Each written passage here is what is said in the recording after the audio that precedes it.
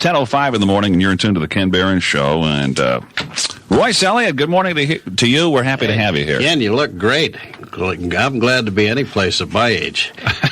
You just got back from Las Vegas, you told me, huh? I did. I was out at MGM. I did a special event Tuesday night for a bunch of their high rollers in the ballroom, and I usually work there with Randy Travis. And I work at Bally's more with Barbara Mandrell and some people like that.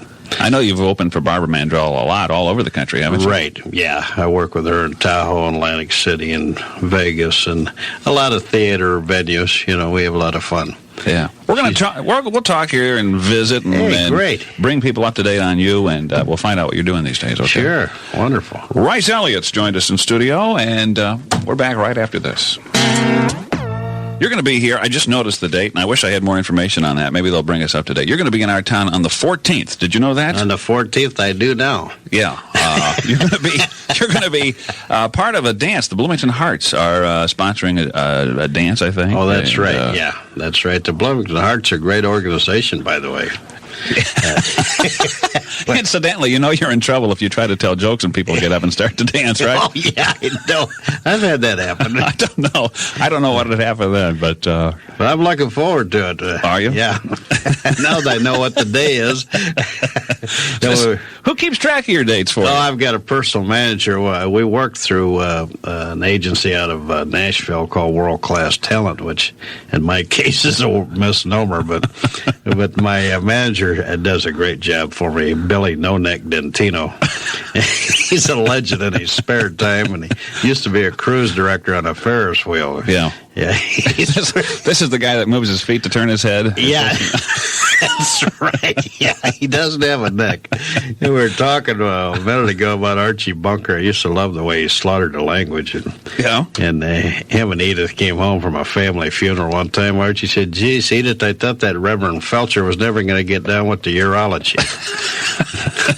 They were going to cremate one of his relatives. He said, "Geez, Edith, they're going to throw his ashes in a urinal." He's always close. He's pretty close. There goes a rabbi in his Yamaha. I loved him when he quoted the Bible. He said, "It says right there in the book of Job, meathead." He said, "You don't trust nobody but the big guy. That's it." He said, "Look at Abel. Trusted his own brother to give it to him in the back with a cane." Archie was always close. He was close, but never right on the target. You grew up in Peoria, huh? I certainly did. Or had you grown up? Not very high. I've grown out in Peoria. Yeah. You see what we have here for you? I have this big box of just what I need. Donuts. In fact, Jeff Prochnow sent these over. My doctor said I'm suffering from an overactive fork. He said if I was an inch taller, I'd be round. I think there's something similar to that written on the top of this box. I think so. So he must be a fan. He said I must be on the level. I got a bubble in the middle. I think there's a message in there. Another guy said, "Doc, my leg's killing me." He said, "Take all your clothes off and stand by that window and stick your tongue out." He said, "I'm here because my leg hurts." He said, "No, but I'm mad at my neighbor." Isn't that ridiculous? I love those goofy jokes. Those are fun. It says here on the book, Royce, the lifetime's best jokes and funniest photos of America's favorite clean comedian. Yes. Clean is the word here, huh? That's right. I work clean and... you shower before you go out? Yes, I do, yeah. I have my tuxedo buffed up. I don't believe you need to scream obscenities to get a laugh. I've never had to do it yet, so... How long have you been in this game? Oh, 20 years, 25. I started off just piddling around doing sports banquets on the weekends. And 100 pounds ago, I used to play a lot of sports, football, baseball, basketball. Now I look like a ball, but... and I used to insult everybody on the bus on trips, so they had me do the sports banquet at my senior year in college at the end of the year, and I kind of got hooked on, making people laugh. So, were you the kind of the class clown when you were in school? Yeah, I was. I remember we were playing high school football. Believe it or not, I was a running back. I'm so old they called him a halfback then, but I weighed about 150 pounds. I got hit at the sidelines. They knocked the wind out of me. By the time the coach got out there, I had my breath back, and he said, "Are you okay?" And I said, "How's the fans taking us so far?" He didn't think it was too funny. I mean, no sense of humor at all. That's good. That's But good he stuff. said his mother-in-law's so tough she bowls overhanded. That would be a mean woman. She's a That's tough strong. woman. That she was shaving her legs and the weed eater ran out of gas. So she's tough. And she... Do you vary your act when you're out? I have not seen you do anything. I haven't seen you do anything, really. I mean, Well, neither's my wife. She keeps griping about the grass. But I'm going to have to catch you sometime. You're a funny guy. I don't do a lot of local stuff anymore. I used to do quite a bit, but because of the schedule and because of the fact that you always get more money from someplace else, I like to travel, working. You're always respected more further away from home, aren't you? Absolutely. I mean, you're a big hero, and back in, Peoria, oh, geez, not again. What is the definition of an expert? Anybody that's more than 50 miles away from home with a suitcase, right? A lot of truth to that. I mean, it's amazing. And, one thing I found out, the more you charge people, the more respect they have for you. So I kind of like that combination. So we do a lot of corporate events and special events, like I did the kickoff dinner for the Daytona 500 about 5 years ago, and they introduced me as A.J. Stump. And I had a white jumpsuit with the NASCAR stuff on it. Some drunk gave me a shot from the front table. I said, "You shouldn't be drinking on an empty head." He looked at me like Foster Brooks and rolled out. Once in a while, you get a heckler. And I'd never forget, about 10 years ago, I was in St. Louis doing a corporate date. This guy was on me like a skin disease. And he was at Target. He had no hair and a plaid red and yellow double knit sport coat. Ooh. And I finally had to turn on him. I got on his sport coat. I said, "I see they settled a Spike Jones estate." I said, "I had a coat like that till my dad got a job." It's nice to be around the circus when the clown dies. Did that shut him up? Oh, yeah, he was a little hot. I said, "Here's a guy that never lets success go to his clothes." He came up afterwards. He's hot. He wanted to fight. He said, "Some people go for that, but I don't." I said, "Well, I guess my memory's going on me. I don't remember asking you." Whoa. I said, "What do you bother me for when I'm working? I don't come around when you're loading garbage and bug you." I said, "I get paid to make a fool of myself. You're doing it for nothing." He wanted to fight. He didn't have a hair on his head. I said, "I'm not going to fight you till you take your helmet off." He got all out of breath. The security guard had to remove him. It's 10:15 in the morning. Royce Elliott is in studio, and if you have a question or comment, why, would you like to take any phone calls this Sure, morning, Royce? absolutely. We may get one. You never know. Our listener may be there Probably today. from some special interest group.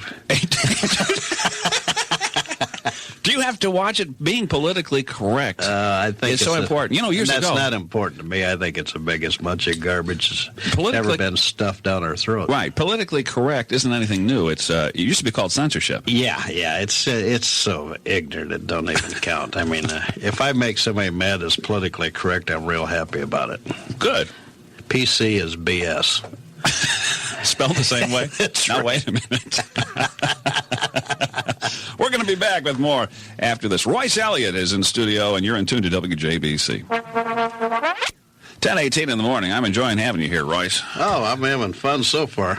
Bill's on the line. Hi, Bill. Good morning. How you doing, Billy? Oh, fine. I was wanting to ask Royce how skinny was getting. Skinny is a real guy. A lot of people think he's a fictitious character, but he's a guy I grew up with by the name of Walter Highland. He's a legend in his spare time. And he weighs about 120 pounds and will insult anybody. But he gets beat up once in a while. Does it? I got to tell you a quick story about Skinny. He came down to see me in Branson last year when I was working with Conway Twitty, and we were in the Walmart one day, and this woman came in and make me look like a jockey. She's about 350 in a sunsuit. Had the stretch pants and the Reeboks on, a real sweetheart. She yelled at Skinny. She said, "Get out of my way." And Skinny said, "Where would I go?" He won't give anybody a break. All right, Billy. Okay, Royce, thank you. Thanks for calling. WJBC, good morning. You're on with Royce Elliott. Good morning. I wanted to know where Royce is working in the area. Are you working in the area? No, I don't have too much local stuff booked, but, we will, I think, be at the Chateau next month. I don't have the dates on me, but you can call 674-0831 and find out. Do you remember Grinny Carlin? Yeah. Yeah, he's an old-timer. I remember him. I thought he was great. You remind me an awful lot of his material. Well, I hope you enjoy it. Okay. Thanks for calling. Is he saying that you remind him of somebody who's no longer in the business? Or, I think there's a message there. What did he say? Now, what was the name of the guy? Grinny Carlin. You heard of him? Yeah. He's okay. Yeah, okay, thank you. Plain guy, I like that. WJBC, good morning. Hi, this is Judy. We are from Royce's past. Oh. We went to high school at the same time at Woodruff. Well, please keep in mind that you are on the radio, so watch what you say. That was 100 pounds ago for me. That's right. And my husband was in his class. That was Raynard Fisher. Oh, yeah. Judy, Morton Fisher now. Sure. We're happy to hear how you're doing, and we've been in touch a few times through reunions and knowing what's going on with you, and we're just real happy for you. Well, I appreciate you calling. It's nice to hear from you. So you take care, and best wishes to you. I don't think I could run with the football anymore. Well, probably none of us could. That's been a while. It is. All right, thanks for calling. Bye now. How would you describe your act? Is it hard to do? You model yourself after anybody who, everybody who starts out in that business must have some kind of... Well, I think every comedian that ever came down the pike's influenced by a lot of people. Mm-hmm. But, I always like, of course, Jonathan Winters is in a class by himself. Nobody can emulate him. But I always enjoyed guys like Alan King and Henny Youngman and, Take my wife, please. Yeah, Henny Youngman kills me. I love his psychiatrist jokes. Remember a guy who says, Doc, he said, you got to help me. I got this complex about being ugly. He said, lay on the couch face down. He's a real morale builder. But he rattles us off 100 miles an hour. 100 miles an hour. I can remember a hilarious one, too, where he said he got a call from his wife. And I said, what's the matter? She said, there's a problem with the car. He says, what's the matter? She says, it's got water in the carburetor. He says, where is it? She says, it's in the lake. In the lake. I love that stuff. He said, I can't loan my brother-in-law money. It gives him amnesia. He just spits about 100 miles an hour. Henny Youngman was in town several years ago and played at Miller Park, of all places. Is that right? Concert Under the Stars. And I got to introduce him, and he said, carry my violin, or get my violin for me. Well, I thought maybe this was some kind of a valuable instrument. I was very careful with it, and he sort of grabbed it out of my hand with one hand and almost hit a post with it. He's a beauty. I love his stuff. He's a riot. It's 10:22. Royce Elliott is in town. You've worked with Barbara Mandrell, we mentioned. Yeah, and, I've worked with Barbara for about 6 years now in Vegas and Tahoe and Atlantic City and theater venues around the country, and enjoy it. She's a great lady and a tremendous talent. You sound like you really were upset when Conway Twitty died. Yeah, Conway was the best, absolutely the best guy I ever worked with and for. I worked with Conway for about 6 years in Vegas, and I was working with him in Branson when he died, and that was a tough one. Yeah. Good guy, clean, honest, paid everybody around him top dollar, just a classy guy. Yeah. You've been in this game long enough so you can handle about any situation that would come up, I'm guessing. But you must have some that are pretty memorable. Oh, well, don't you? Yeah, well, You were talking about the heckler. Oh, yeah, you always get somebody. One of the worst, toughest crowd I ever had was a group of now generation women, which I didn't realize that I was going to get involved with, and that was like an oil painting. I mean, you couldn't say anything without offending them. I mean, nothing. I introduced their boss, who's shorter than I am. He's about 5'3", and I said he had his appendix out and it left a scar on his neck, and they went, ooh, oh. I mean, I thought, man, this is going to be a long night. But I was real happy to get out of there. Yeah. But so you're familiar with the term flop sweat? Oh, yes. Yeah. But, I've been very fortunate. That happens about 1 out of every 500 times out. Yeah. Anytime you got a legitimate venue, like Vegas is, everybody says, oh boy, I bet you get nervous when you work Vegas. I love working Vegas because the lights are perfect, the sound's perfect. I always get to work in a big room. And people are there to be entertained. And they're there they buy a ticket to be entertained. The toughest crowds are the people who don't pay anything to get in, and then they just complain and throw things, bite you in the leg. I think you're absolutely right. Well, it's the truth. How good can this be? We didn't pay to get in. Yeah. Who is that fat guy? I'm sorry, go ahead. 10:24 in the morning. Oh, you had a thought there. Yeah. Anytime anybody gets a thought, we let them talk. Well, I don't get them that fast, but, my son played college baseball at Wesleyan, and I'm a big baseball nut, and all my kids were great baseball players, and I played a lot many moons ago, and I was watching him play in a tournament, and he runs well, and he was a leadoff man. The first pitch of the game was ankle high, and the ump called it a strike. I said, what's he throwing, a Titleist? I said, why don't you punch a hole in your mask, ump, so you can see? And this woman in the stands, I guess her kid was pitching for the other team. She turned around and said, what do you know about it, fatso? I said, you got the wrong cue, lady. When I say northern tissue, you come rolling out, all right? Boy, did she get hot. Then her husband started up. His glasses looked like ashtrays with rims. I said, turn your head. You're burning my shirt off. I said, is this a blind date or did you volunteer for that? My wife went and got a Coke and never came back. I can't understand it. Making friends wherever he goes. Good morning. You're on the line with Royce Elliott. Well, maybe that is somebody you've talked to. Yeah, that might have been the lady at the ballpark. 829-2345. It's really funny. The situation has to be set up, and people like yourself probably can get in hot water in public if people aren't really attuned to it. Well, it's a reflex. I have this friend who has a strange sense of humor. He went to, and this is true. He saw they had a special on toilet paper. You just mentioned it. So he wound up buying a whole cart of it. Just the whole grocery cart loaded with toilet paper. And on the top of the toilet paper, he had one small bottle of prune juice. And he walks up to the checkout counter, and the lady looked at him and he said, I'm an optimist. That's funny. My buddy Skinny is so good at insulting people. I used to pitch a little fast-pitch softball. Yeah. We're in a local pub after an all-day tournament. Skinny was insulting everybody come through the door, and he is funny. I mean, and this real tough-looking woman came in. She said, just turned 40, and Skinny said, it must have been a U-turn. He just won't let anybody go. Some bald-headed guy came in with a beard. He said, your head's on upside down. I mean, he's just chirping at everybody. Winning friends and influencing people. That's Royce Elliott, who has a new book out called The Lifetime's Best Jokes and Funniest Photos of America's Favorite Clean Comedian. Can you stick around a little longer? Sure, absolutely. We're going to have news around here, and in fact, where can people get a hold of this book? Well, they're in all the book emporiums in Peoria and the Thompson's Food Baskets and all kinds of locations in Peoria, but those are the primary ones. And Lee's Hallmark shops in Washington, Eureka, and East Peoria, and camps in Sunnyland, and just all over the joint. Okay. I don't see a price on this, so evidently they $10 charge honorable dollar. Whenever they can get, huh? Yeah, whatever they can grab you for. Okay. Royce Elliott's with us. We'll get news, and then we'll continue on the other side. And don't forget Leonard Stern, who has a book out called A Martian Wouldn't Say That, Memos from Television Executives. That's got to be a riot. It's going to be with us after 11 o'clock, too. So stay with us right here on WJBC.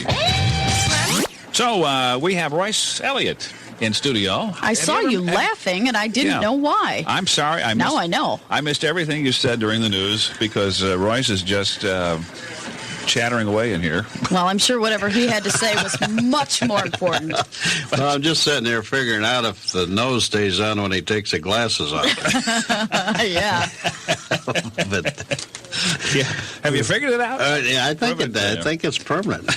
Royce writes for the Journal-Star in Peoria. In fact, I was checking your column to see how good a scholar you are, and it looks like there must be a proofreader because everything is spelled right. Yeah, that's right. I put it on audio cassette, and they do it. So is that right? Yeah, I just mail it in. That beats the heck out of typing it out, doesn't it? Oh, yeah. I'm not smart enough to do that.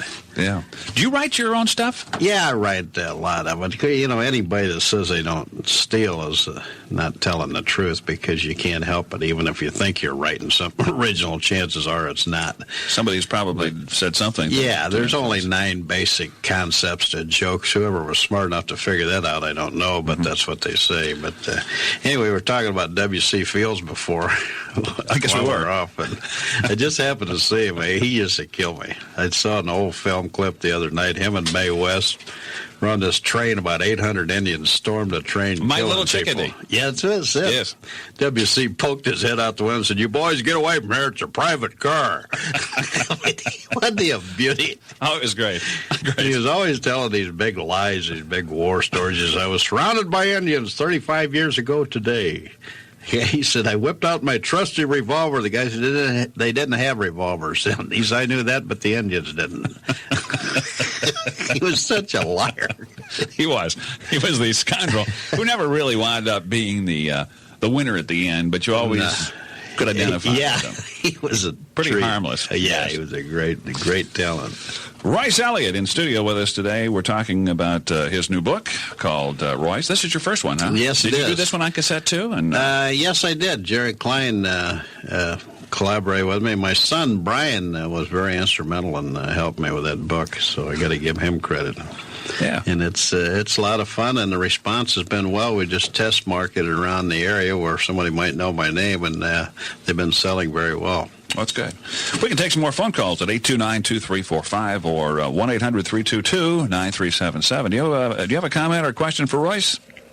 Hello? Yes, I do. Go ahead, please. Did you say you were going to be at the Chateau in Pekin? Is that what? Yes, in July, and I'm sorry I don't have the dates, but I can give you a number, and they can give you the date. Okay, was it 674-083? That's 0831, yes. Okay. That's my manager, No Neck Dentino. Bill Dentino's his name. Is he related to Mike Dentino? Yes, he is. Mike's a talented guy. I mean, Mike is a fun. In fact, Mike will be with me that night. Really? Mike does some stand-up, and he's excellent. Yeah. He's outstanding. You're so funny. Oh, I hope you enjoy it. We have a lot of fun, and I'm just too dumb to realize there's any problems.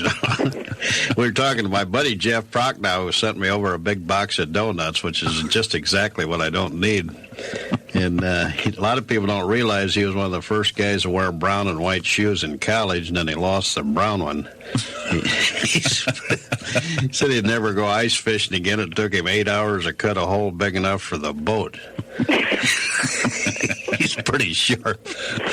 Said he got beat up the first time he went hitchhiking. He was using the wrong finger. Jeff's a little slow sometimes. He'll improve with age. Thank you for calling. Thanks for calling. All right. 19 before 11. I could just sit back. I should have brought a drum in here. We need a drum roll. Yeah, we need a drum roll. WJBC, good morning. Hi. I was the coach of that team when Royce Elliott was talking about the pitch that came into his son. Yeah. Royce, this is Ben. Ben, you handsome devil. How are you? Yeah, not too bad. I wanted to remind you of my favorite story from that summer was when we were up at Glen Ellen. Oh, I know. I got mad at an umpire, and you told him to put his propeller back on his cap. Yeah, he got a little upset about it. Yeah, well, then when you mentioned his green teeth, he really took I think I said it must be St. Pat's Day. The ump's wearing his green teeth, and he got a little choked up. That was it. You've got a team for 13 years, and you're the only fan that ever got thrown out. Well, thanks for calling. Yeah, I just wanted to remind you of the best one. You're still my idol, buddy. Well, you can do better than that. I got to get out a little more. Thanks for calling, buddy. Right. All right. 829-2345 or 1-800-322-9377 gets you in. 17 before 11 at WJBC. You got to be a bigger guy to defend yourself. Oh, I know. I get, I used to be able to outrun a lot of people, but not the case anymore. Ben, by the way, has always coached the Bloomington Bobcats, which is an outstanding group of college baseball players, and does a great job with them. Well, that's good he called in. And one of the thinner guys I ever met, he lettered 3 years in football as a yard marker. Actually did it. Yeah. Didn't know you could qualify for that. Said he could look through a keyhole with both eyes. It's pretty thin. We're back after this. 15 before 11 o'clock at WJBC. This is the first opportunity I've had to meet Royce and talk with him. It's great having you here. Oh, I've enjoyed every minute of it. Stuffing up those donuts. We're talking about comedians here. Jackie Vernon was one. I love Jackie Vernon. Used to have him on the show a couple of different times, at least we talked, and he was such a dry. Oh, he was kind of a forerunner to Stephen Wright. Only Stephen Wright, I think, is even more dry than he was. Physically, they were opposites. Oh, yeah. Vernon was built about like I am. But I used to love his slide film narrations. Oh, yeah. He'd always do the clicker. And, he said, here's a picture of me at Renegade. He said, here's me and Guido going into the Everglades. He said, here's Guido stepping into the quicksand. Here's a picture of Guido's hat. He said, here's me going back to Renegade. You have a great memory for all this stuff. Oh, yeah. It's priorities. It's funny what kind of backgrounds a lot of people had, because they started out doing stand-up in many cases, and then they wound up doing other things. Remember Paul Lynde? Oh, I love Paul Lynde. Paul Lynde did a stand-up routine back in his early days, and I remember hearing it on an old album. He was talking about his trip to Africa. That's right. Remember that? The safari. Yeah, and he said during the trip, the natives killed and ate his wife. But what I remember most... He was hilarious. Yeah. That's why I watch Nick at Night every time I get a chance, because he makes some appearances on Bewitched from time to time, and what a great guest artist he was. He was funny. There's some funny guys. I mean, I love Jackie Vernon, all those guys. Jackie Vernon, of course. Fat Jack Leonard used to roar out and insult everybody. He said, "Good evening, opponents." Somewhere in this wide, wide world's a wide, wide girl for me. Yeah. I remember him doing that. One time a guy was watching him in Vegas. A guy heckled him. He said, "Why don't you put your teeth in backwards and bite yourself?" He said, "I'm sure you're going to grow up and be a big disappointment to all your friends. I like to say from the bottom of my heart, I've never cared for you." Remember I used to just... Do you do impressions by any chance? Oh, yeah, I used to do a lot of them. And, of course, unless, when guys are so good like Rich Little, and you don't do them unless you're perfect. And so I just thought, well, I better not venture too far into that field. But Edgar Buchanan is one guy I used to be able to do, and nobody knows who he is. But remember he played Uncle Joe in Petticoat Oh, Junction? Yeah. I loved Edgar, and he was You always... could do him, sure. Always in the Westerns, he was always kind of lagging around in the bar, stirring up trouble. He said, "I never did like that guy. I think we ought to string him up." Just always a derelict. You did that, and then it sounded like you're going to Popeye here or something. Yeah. But You're doing the laugh. But those character actors were great in those old shows. I used to love them. Yeah. Pat Buttram. Oh, yeah. Some of those guys? Yeah, oh, yeah. And we were talking about Archie Bunker, and I did some work with Norm Crosby, who was great with the malaprops, too. He's always talking about the pinnacle of success and the Sturgeon General. Yes. Archie Bunker said, "Didn't you read in the Bible there, Meathead, where the guy grabbed a jawbone out of the grass and killed a bunch of Philippines?" It was close. Always just a little bit off. Philippines. It's 11 before 11 at WJBC, and this is probably one of the more serious shows we've ever had. We're talking really serious stuff this morning. Royce Elliott is going to be in. By the way, we may as well remind folks again, you'll be in town on July 14th. I wish I knew more about this. It's the Bloomington Hearts Dance.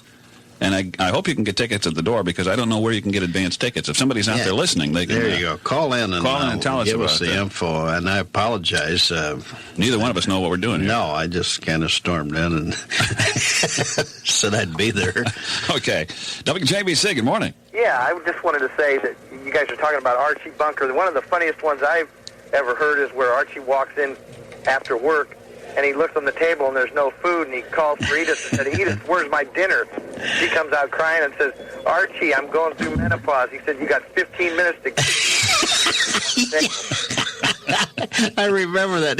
Very understanding, sir. He says, "I realize you're going through the menopause, but you ought to see a groin of colleges." He's always close. Anyway, that's all I wanted. Oh, thanks for calling. You guys. All right. I love Archie.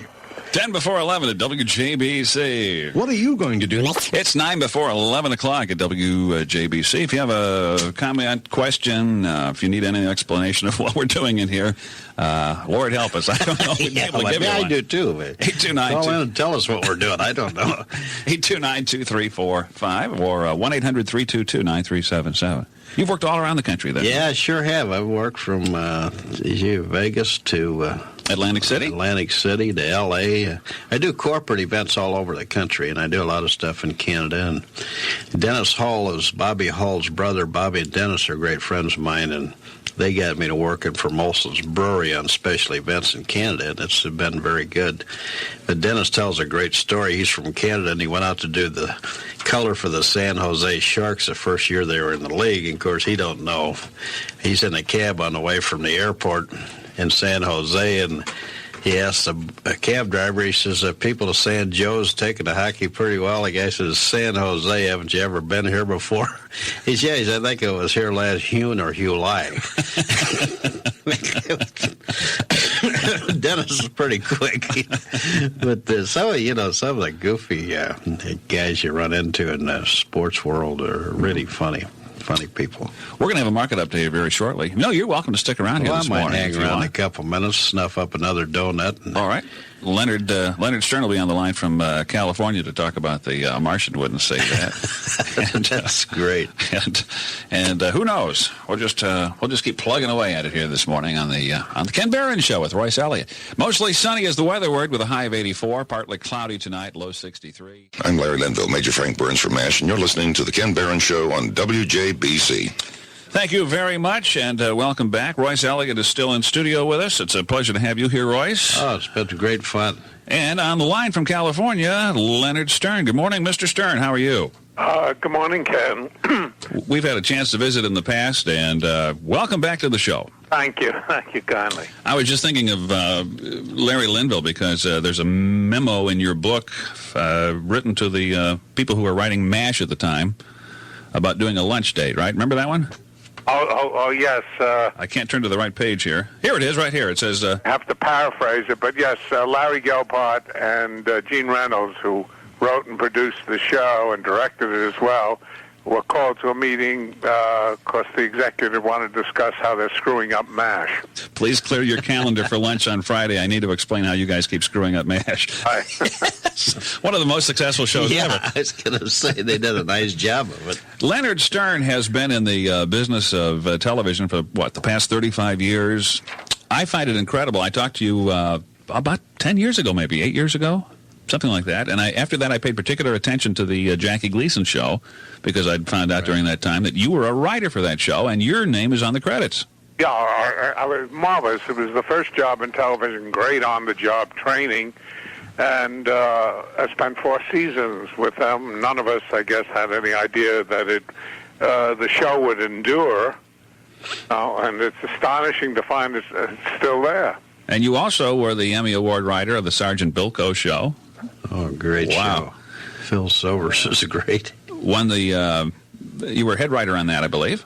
No. I was head writer on the Steve Allen show. Nat Hiken, who created Bilko, was training me to replace him. Okay. He was irreplaceable. You also produced, in fact, Get Smart. And I was telling you during the news that I had a chance to work with Bernie Kopell, of course, who was on that show. Siegfried. Yeah. Bernie is a dear friend and a multifaceted human being. Matter of fact, I just worked with Bernie in a movie I directed that's called Missing Pieces and stars Eric Idle. And whenever I get a chance to work with Bernie, I seize the opportunity. He can do great dialects and stuff, just like that Siegfried character. Yeah, immaculate ear and a good soul. Yeah. The Hero, Governor, and JJ, He and She, Macmillan and Wife, Murphy's Law, Partners in Crime, Sledgehammer, which I thought was a hilarious show. You had a hand in? Yes, Alan's creation, and so off the wall that it was marvelous to work on something like that. Yeah.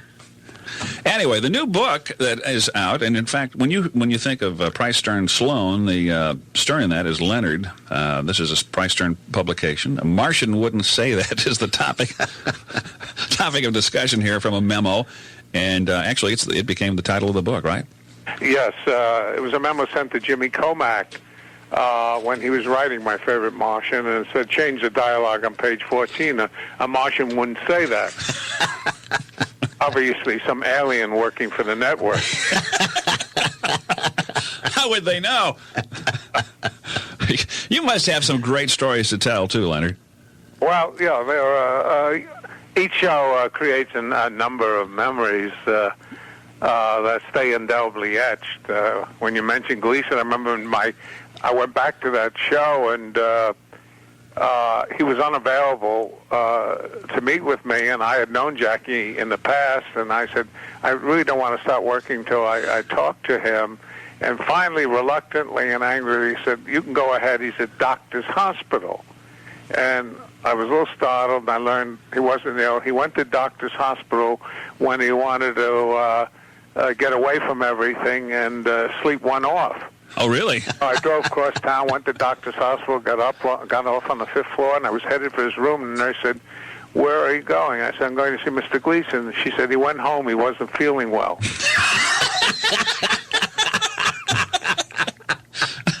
Is it true that he never really rehearsed with the rest of the cast? Yeah, well, it was. It's true. None of the cast rehearsed because we never finished the script before the show or the morning of the show.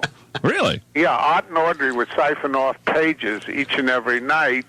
Jackie had total recall, photographic memory, so he learned it on the day of the show. And if he was having trouble learning the lines, he rehearsed everyone else until he got them. So it was really remarkable that they had one or two rehearsals, and that was it. Maybe that's what gave it that edge or something, huh? No, well, live in front of an audience, there was always an immediacy, and fortunately, he was marvelous. Very seldomly forget a line. If you've got a line, he would pace, and he'd walk and back and forth until Audrey usually was able to, with body language, get him to think of what the next line was. She'd stand with her elbow pointing to the refrigerator. There you talk about how important a good ensemble is, and they just got along so well when they worked, huh? Oh, remarkable. The courage they had. If we wrote a pool game with how to make a shot, they made it, as live in front of an audience. It's... They were incredible. Staggering now when you look back in retrospect, the risks and chance they took. A Martian Wouldn't Say That is actually a bunch of memos from people like yourself in the business. You got together with some other folks, didn't you, to compile these? Yeah, I was very fortunate. Diane Robeson, who's the editor of the Producers Guild magazine, and I started to send letters to all our friends, peers, people in the business, and mostly writers who are always looking for a moment of revenge. And they had kept all these remarkable memos. I was staggered by the number we received. I'm thumbing through here. Any page you turn to is a laugh. I hope it's a fun book, and that was the primary purpose, but it also says a lot about the business and creative interference. Yes. Let's see. To Alan Spencer from the Vice President of Development about Sledgehammer. We need suspenseful music to underscore those two scenes. A memo back from Alan Spencer to Development. Agreed, we should use something along the lines of Bernard Herrmann's work. Then the next one is to Alan Spencer, Reason Sledgehammer. Bernard Herrmann, who's he? Never heard of him. From Alan Spencer to Vice President. He composed the music for most of the Alfred Hitchcock thrillers. So the memo goes back again. Really? You mean like Charade? They send him a memo back. Hitchcock didn't do Charade. The other memo. But did Herrmann. Another memo. Henry Mancini did the score for Charade. He says, I feel like I'm playing Trivial Pursuit. Let's just hire this Bernard Herrmann guy to do the music, all right? We can't. He passed away over a decade ago. The other memo is, well, for goodness sakes, why are we talking about him? Get Mancini. I know he's alive. I saw him on the radio commercial the other day. So this is the way it really works out in the world of Hollywood, huh? Oh, it's startling, yes. I received one, and it was it unnerved me. But it was, is it possible to improve the caliber of writing without doing a disservice to the show's popularity? I love it. It's a little ironic.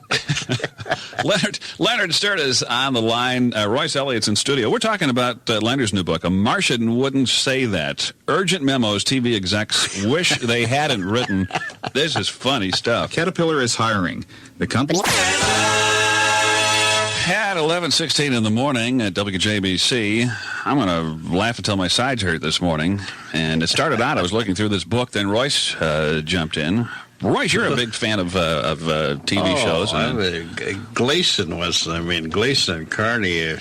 I've seen every episode probably that's available, but I look forward to seeing them again. They were so great, and so well written and done.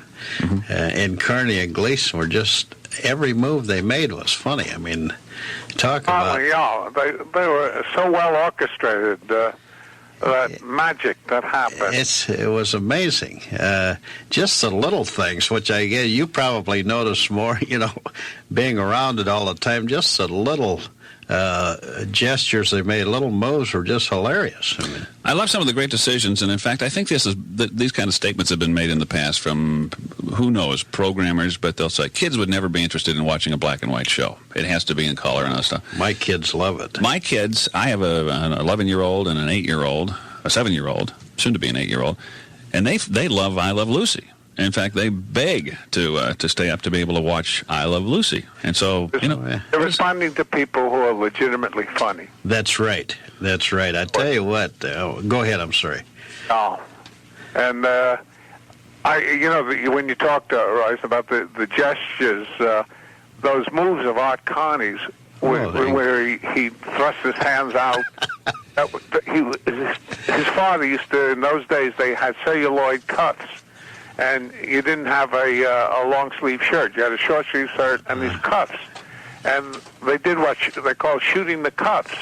His father would try to get the cuffs to show. That gesture comes from just emulating. Is that right? So it was all based on truth, and I guess, isn't that true? The best humor always is based on truth, isn't it? I asked Art because I was curious, and the delay in doing anything where he'd procrastinate and he'd rearrange the papers and flutter his fingers and all that. Art used to get terrible report cards his father had to sign. And his father was so reluctant to do it that he did all these hand gestures. And, of course, this is all just to sign his name on a piece of paper, and Gleason or Ralph Cramden would be standing there just getting frustrated. And ultimately explode. Yeah, you just waited for Gleason to erupt. I mean, here's another memo from a Martian one to say that. This is from some TV executive. Says the Sons of Italy are pressuring us to not have all the gangsters on The Untouchables portrayed as Italian. Could you change the name of Rocco Balboni to Seth Balboni? That's funny. I'm laughing, and I should. I've been staring at it for a year. That's fun. These are real memos. You didn't make this stuff up, huh? No, that's why we listed every and sort of the luminaries of the business. Oh, that's funny. Do you? I distinctly remember part of Gleason's show when he was going to get an award, I think, for saving somebody's life, and he says, just as a point, like we were talking about the moves and exaggerations, he said, "I'm a hero, Alice. Hero. He said, "You know what a hero is, Alice?" She said, "Yeah, it's a big fat sandwich stuffed full of bologna." He acted like he was going to drill her, but just that kind of exaggeration. Was, Leonard may have written that line. He probably did. No, I didn't, but it brings back so many moments. We were so careful that Alice never put him down until she was justified. Right, yeah. She was very tolerant of that. It is hard that she didn't understand, she didn't know, you're nothing. I wear the pants around this house. And you say, yes, and your pants would fit around this house. It was, my kids grew up watching Honeymooner reruns and Get Smart, and they still watch them on Nick at Night. They watch Get Smart. Oh, it's amazing that you wouldn't figure that those shows would still be around. then when you look, I guess the difference, as I said earlier, is what has endured is genuinely... That's right. Provokes laughter, genuinely provokes laughter. Mm-hmm. Exactly. You made a comment, we were talking about the news and some of the problems that live theater find themselves in these days. And has television sort of spoiled us? Has it really kind of made it more difficult for people to know how to act in front of a live presentation, you think? I don't know if it's acting so much, but I think what has happened, and it's like a conditioned reflex, that they've created short interest spans. Exactly. I mean, you watch a few minutes and there's a commercial, and you go into the theater and they ask you to watch for 2 hours, and you're not conditioned to that. Mm-hmm. And I think that and the cost of producing and the fact that the audience has been dispersed, I think the hope is regional theater, because Broadway is only a shadow of it once was. Right. And you work in regional theater, don't you? I've done a little bit, and Ross, you've done some, haven't you? Yeah, very little. Ross is strictly stand-up for the most part, and sometimes you can tell when he's standing. Yeah, I'm not smart enough to get into theater, but, stand-up, I mean, it seems that if you have that as a qualification, they're very desirous of creating television shows, around your particular or a comedian's particular point of view.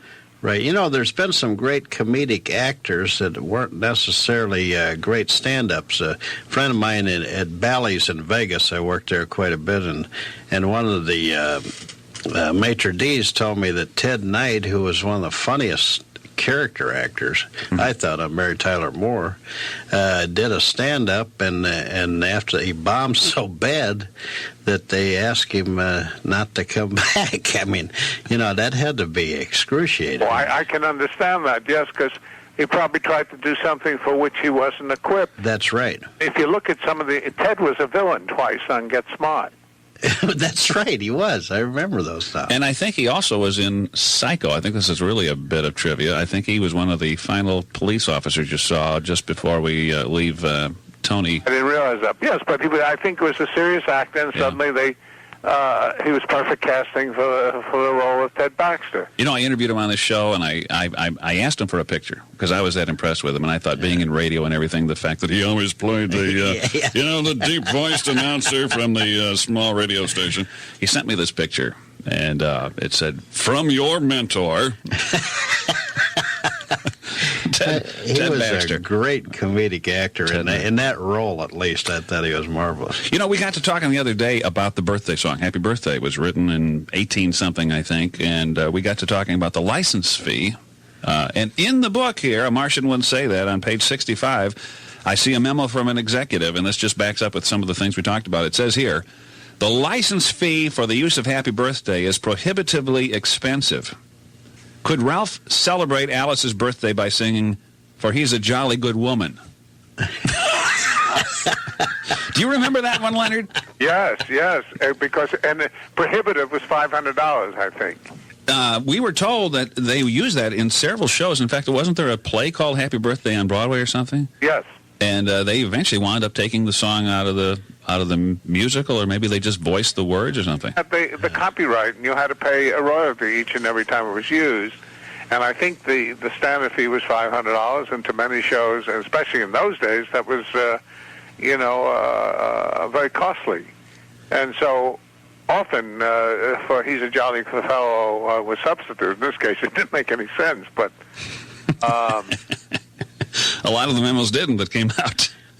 Do you think that maybe some of these execs are just kind of justifying their position, or do they like to push their weight around? Is that why they come up with these? I don't know. They're not dullards. They're thoughtful, well-educated. Just the creative process is foreign, and they make a presumption that they can enter it at will without training it on. I think they don't realize the absurdity of some things that they've said. And certainly the secretaries to whom they said it didn't censor them. Here's a note. I'm listening to what you're saying, Leonard, but I can't take my eyes off the book either. Here's a note from an executive. It says, "It is too gruesome and unsympathetic to have Martin murdered while hooked up to life support systems. Wait until he recovers, then kill him." Yeah, there was a show, Tour Duty. I don't know if you saw it. It was a good show dealing with the Vietnam War. And they sent us a memo that says, you'll have to re-edit the detonation of the landmine sequence. And please remember, for all future episodes of Tour of Duty, we can only show a body coming down. Whoever worked that out, I would like to have met. I love it. Fine. A Martian wouldn't say that. Leonard Stern is on the line. Royce Elliott's in studio, and the place is up for grabs this morning. It's 11:26 at WJBC. Oh, now this is more. With the power of It's 11:27 at WJBC, and I've always been a great admirer of anybody who's been able to make a living in this business, and Leonard Stern happens to be one of the most successful I can think of. Leonard, it's really great talking to you again. Oh, well, thank you. I'm having a superb time. I didn't realize you worked with Abbott and Costello, but you did, didn't you? No, I started, yes, on their movies, their later movies, and again, it was great on-the-job training. I look back now and say, how did they have the courage to hire me? Yeah. I read an article in our local newspaper here just yesterday talking about in Hollywood, the only thing that matters is if you can make money.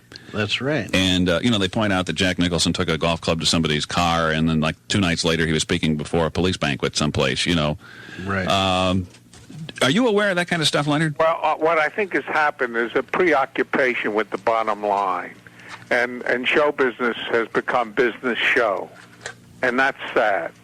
And so that money is the motivation for many people for being in the business. It wasn't like that. It used to be that you got a chance to express yourself, and money was the byproduct.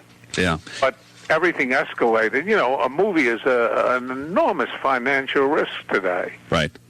Give you an idea, a dramatic idea. I just worked on the new Get Smart, which will be on in January. Oh, great. Yeah. Mm-hmm. And the episode, the pilot, cost $1,300,000, and I had done the original Get Smart for $260,000. So costs have gone up. Yes, you can see that's an 8-to-1 ratio. Now, that has been picked up. It's going to be on HBO, isn't it? Right. Mm-hmm. Okay.